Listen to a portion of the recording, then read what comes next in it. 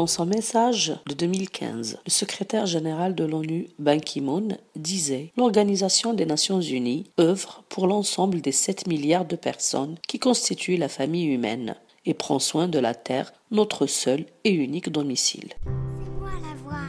Non, c'est moi la voix. Non, c'est moi la voix. Nous sommes la voix. Nous sommes tous la voix des sans-voix.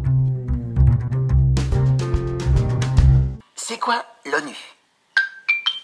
Avant la création des Nations Unies, la Société des Nations est responsable du maintien de la paix mondiale. Cependant, après que la Seconde Guerre mondiale ait éclaté, la Société des Nations est jugée inefficace et l'idée des Nations Unies naît en 1943. Le titre Nations Unies est d'abord utilisé par le président Franklin Delano Roosevelt pour désigner les forces alliées de la Seconde Guerre mondiale. C'est quoi l'ONU ? C'est l'Organisation internationale des Nations Unies. L'ONU est installée à New York et regroupe 193 nations, soit quasiment tous les pays du monde. Mais pourquoi ont-ils formé cette organisation ? En avril 1945, les représentants de 50 pays se réunissent à San Francisco pour rédiger la Charte des Nations Unies. Appelée Conférence des Nations Unies sur l'organisation internationale, cet événement donnera lieu à la signature de la Charte. Le 24 octobre 1945, elle est ratifiée, ce qui marque le jour où l'ONU est officiellement née. Lors de sa création, 51 pays sont représentés et ce nombre gonflera à près de 200. L'organisation est chargée de faire respecter les lois internationales et les droits de l'homme, ainsi que d'assurer la sécurité à travers le monde, le développement économique et le progrès social. Elle est séparée en un certain nombre de divisions administratives qui traitent de sujets spécifiques. Quelques exemples comprennent l'Assemblée générale, le Conseil de sécurité, l'OMS et l'UNESCO. Ainsi, cette super organisation a pour mission d'éviter l'apparition de conflits entre les pays. Et quand, malgré son travail, les violences éclatent, l'ONU arbitre alors ces conflits pour limiter les dégâts. Pour cela, elle emploie 110 000 personnes, appelées casques bleus. C'est sa force d'action. Les casques bleus protègent les populations des pays en guerre. Par exemple, ils gardent l'entrée d'une ville pour empêcher des terroristes d'y rentrer. Ou ils apportent de la nourriture, des soins, des programmes d'éducation. Ces casques bleus assurent aussi le respect de la démocratie, par exemple en surveillant le bon déroulement d'élections. L'ONU, c'est le gardien du monde, et sa mission est colossale. Tout au long de son histoire, l'Organisation des Nations Unies traitera un certain nombre d'incidents internationaux et respectera ses engagements de diverses façons.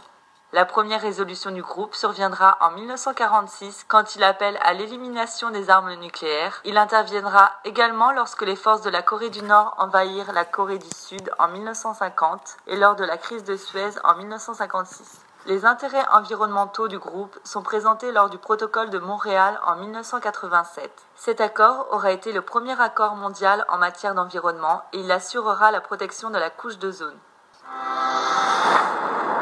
L'organisation est honorée pour ses contributions au cours de son histoire. Par exemple, en 1965, l'UNICEF a reçu le prix Nobel de la paix.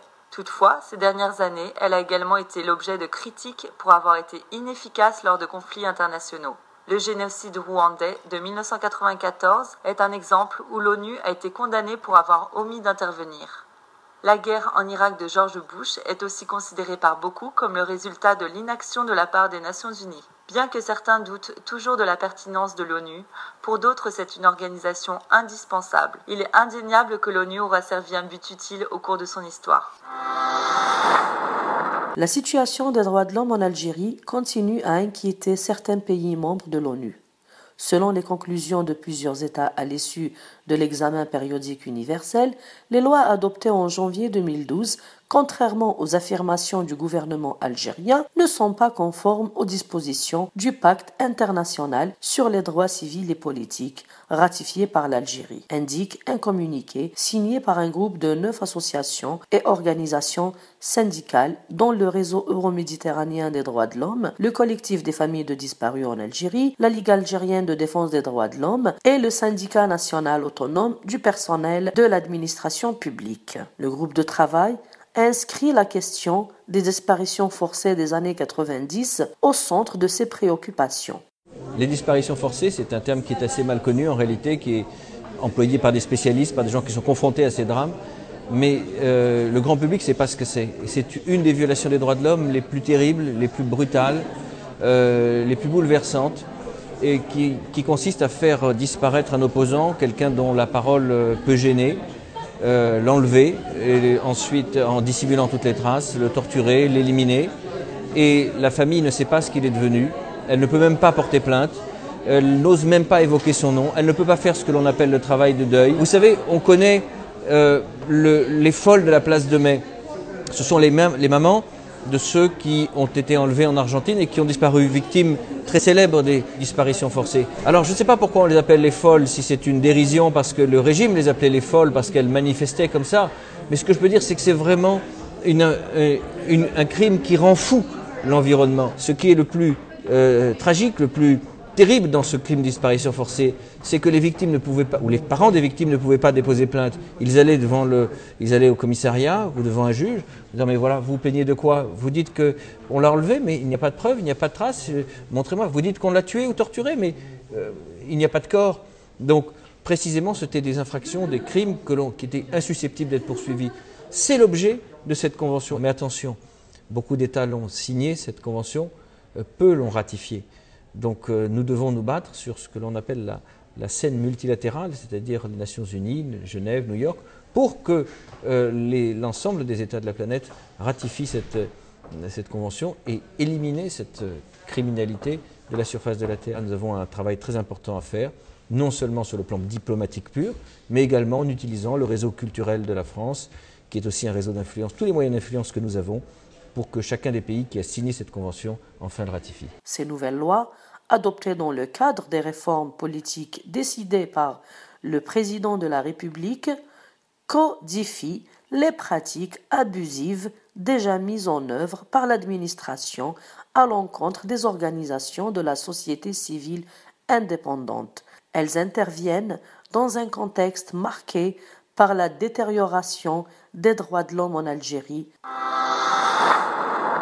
L'épineuse question des disparitions forcées demeure au centre du débat.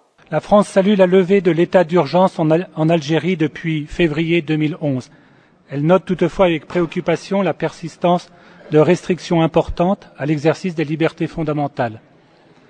La France note avec satisfaction que l'Algérie a reçu en 2011 la visite du rapporteur spécial sur le droit à la liberté d'opinion et d'expression. Elle recommande à l'Algérie de mettre en œuvre ces recommandations. La France recommande également la levée des restrictions en matière de liberté de réunion et de liberté d'information qui sont contraires au pacte international relatif aux droits civils et politiques. La France salue le moratoire sur les exécutions observé depuis 1993.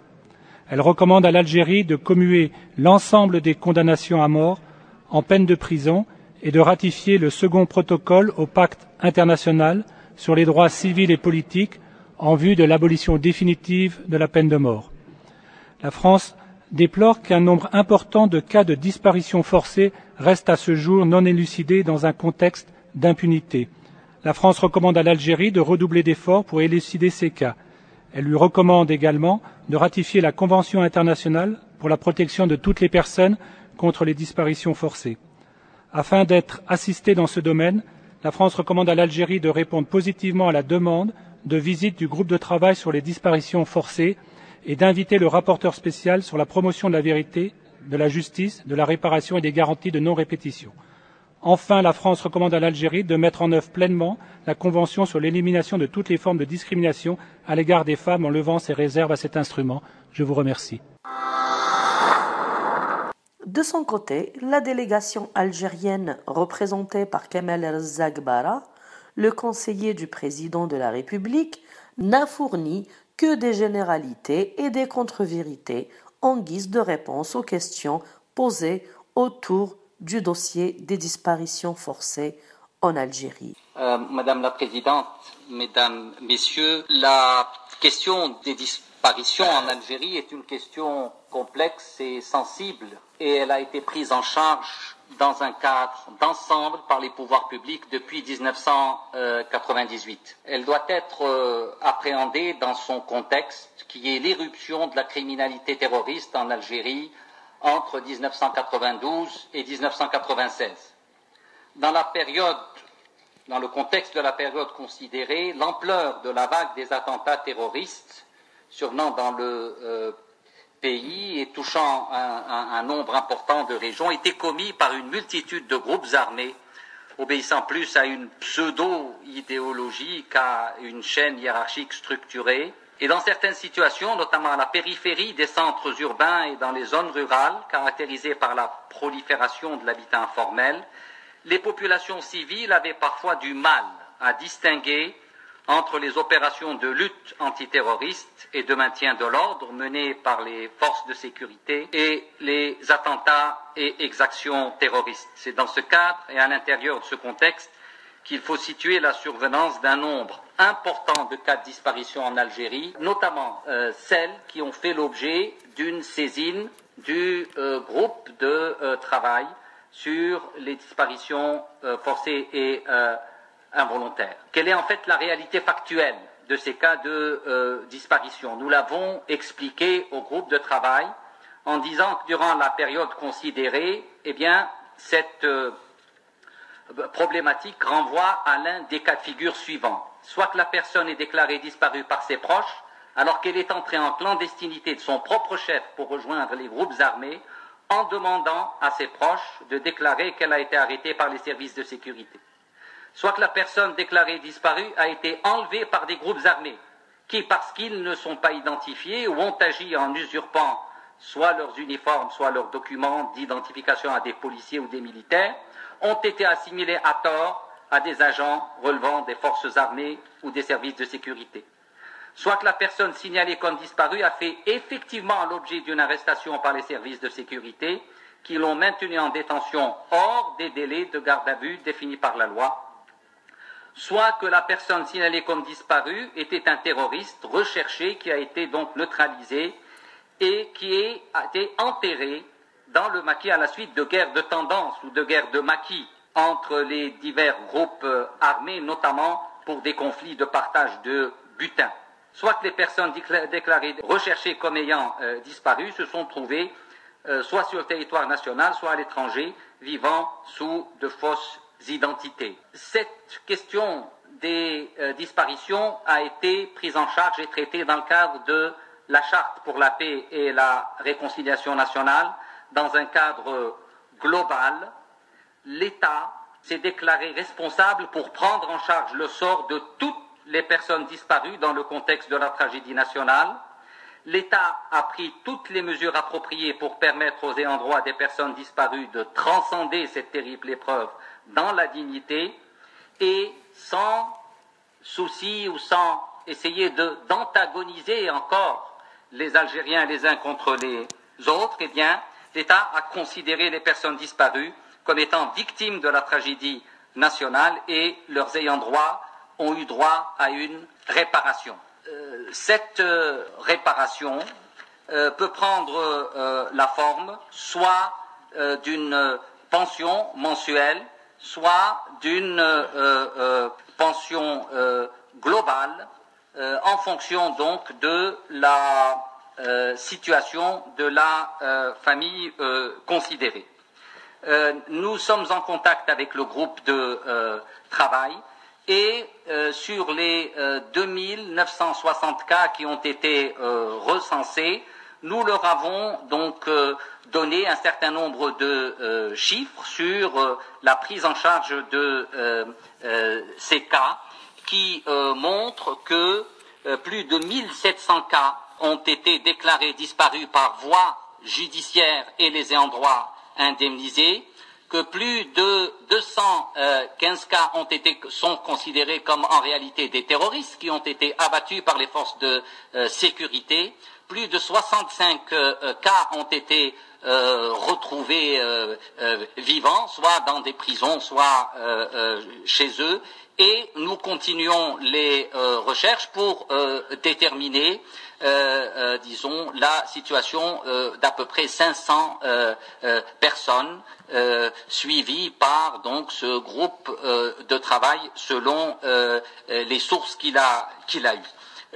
L'Algérie a invité le groupe de travail à se rendre en Algérie, donc, en vue de consulter la documentation, donc sur tous ces cas qui sont pris en charge par la Commission nationale de mise en œuvre de la Charte pour la paix et la réconciliation nationale et s'entretenir éventuellement avec les familles de ceux qui ont été retrouvés vivants ou de ceux qui ont été déclarés judiciairement décédés et dont les familles ont été indemnisées.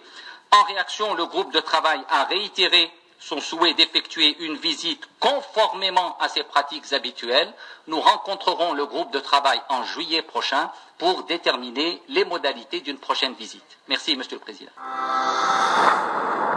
Soulignons que le conseiller du président avait annoncé que l'Algérie travaillait avec le groupe de travail sur les disparitions forcées des Nations Unies pour une éventuelle visite sur place. Le communiqué rappelle que ce groupe de travail sur les disparitions forcées a déposé sa demande d'invitation depuis plus de 12 ans. Plusieurs rapporteurs spéciaux de l'ONU sont en attente d'une invitation du gouvernement algérien pour effectuer une visite sur place et enquêter sur la situation des droits de l'homme en Algérie, rappellent les associations signataires du communiqué. Une question demeure sans réponse. Jusqu'à quand le sourd du pouvoir et jusqu'à quand la souffrance des familles de disparus?